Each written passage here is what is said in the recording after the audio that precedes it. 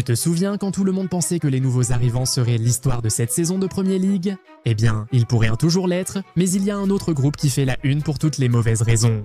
Ce sont les anciens, des joueurs qui étaient déjà dans la ligue avant le mercato estival. Certains sont restés, d'autres ont changé de club, mais tous devaient progresser. Pourtant, ils ont stagné ou régressé.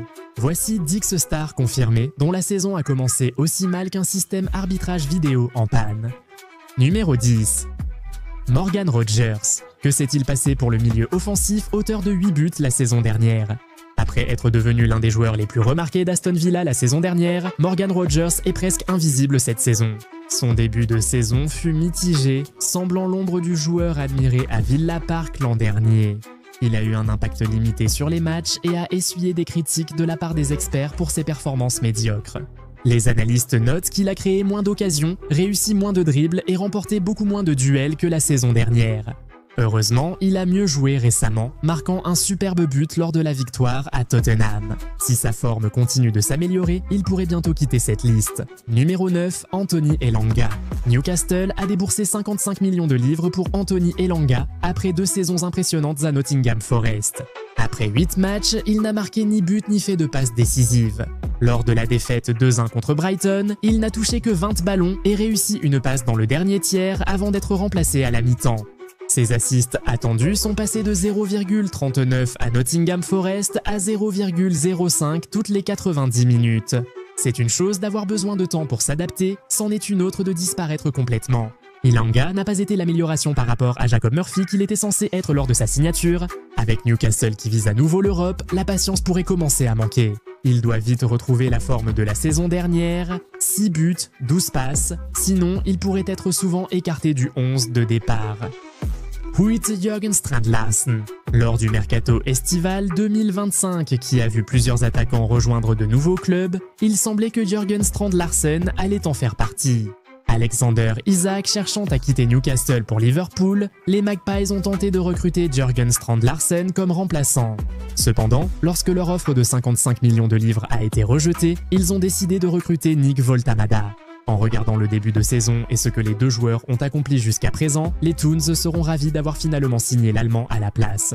Voltamada s'est bien intégré dans son club, tandis que Larsen a eu un début de saison difficile. Il n'a pas encore marqué en Premier League. L'entraîneur principal des Wolves, Vito Pereira, a confirmé sur leur site qu'il souffre d'une blessure récurrente au tendon d'Achille et s'entraîne rarement entre les matchs.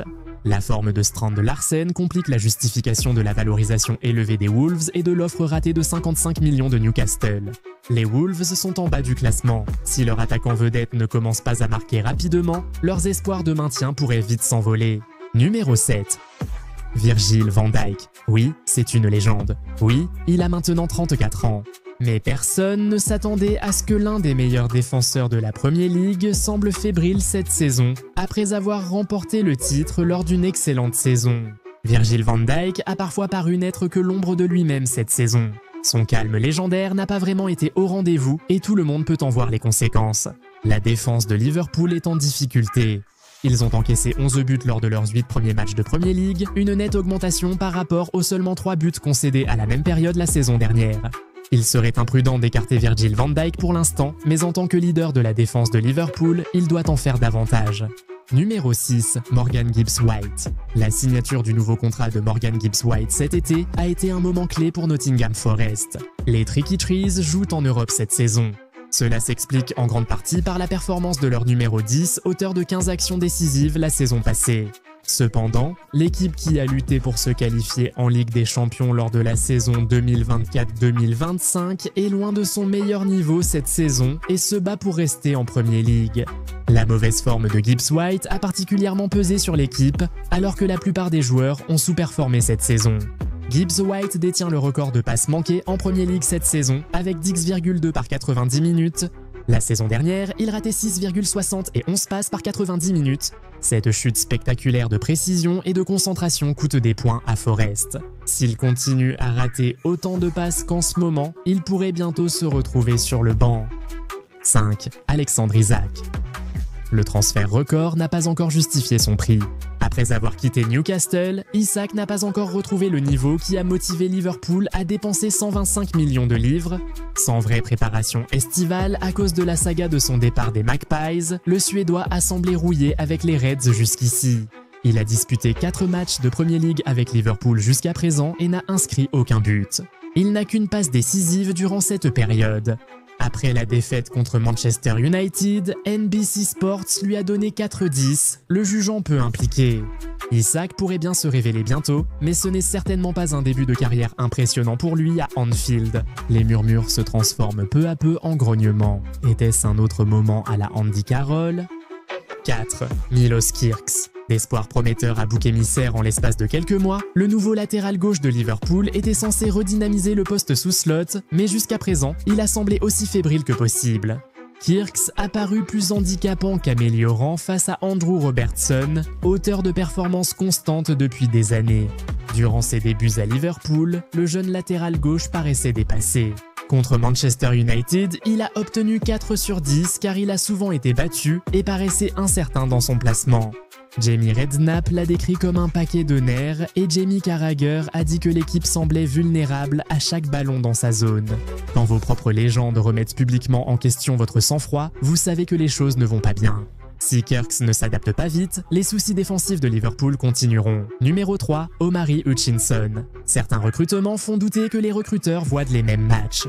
Forest a payé 37,5 millions de livres pour Hutchinson et il n'a encore rien fait pour dissiper les doutes concernant le montant élevé déboursé. Il a débuté quelques matchs sans marquer ni faire de passes décisives. Les choses ont été tellement chaotiques au City Ground jusqu'à présent, avec déjà 2 entraîneurs limogés cette saison, donc l'anglais mérite un peu de compassion.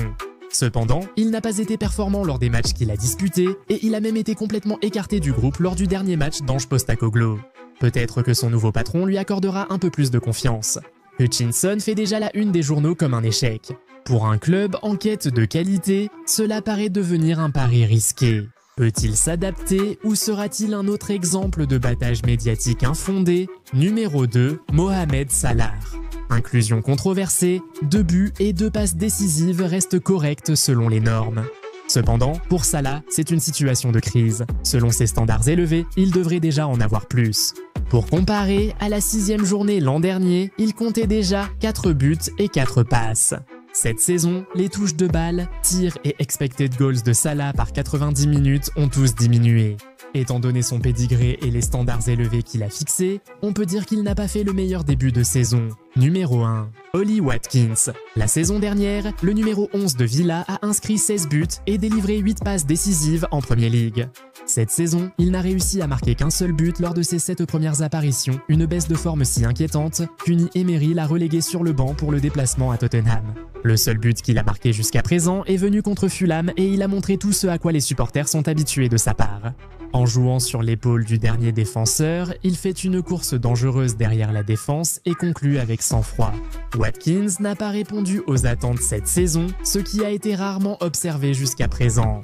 Il a eu un faible ratio de tirs cadrés, avec seulement 25% de ses tirs qui ont inquiété les gardiens en Premier League. Pour que Villa reste en course pour le top 4, son attaquant principal doit retrouver son efficacité. Voilà donc les 10 anciens les plus décevants de la Premier League cette saison. La saison commence dans quelques mois, il reste donc du temps pour se rattraper. Est-ce que ces joueurs feront assez pour sortir de cette liste ou vont-ils continuer sur leur mauvaise lancée et inscrire leur nom dans le redouté Hall of Fame des flops de la saison? Seul le temps nous le dira. Avant de conclure, assurez-vous d'être abonné. Nous avons d'autres analyses approfondies à venir et vous ne voulez pas manquer quand ces histoires prendront un nouveau tournant. Selon vous, qui a été la plus grande déception? Avons-nous été trop durs avec Salah? Dites-le nous dans les commentaires.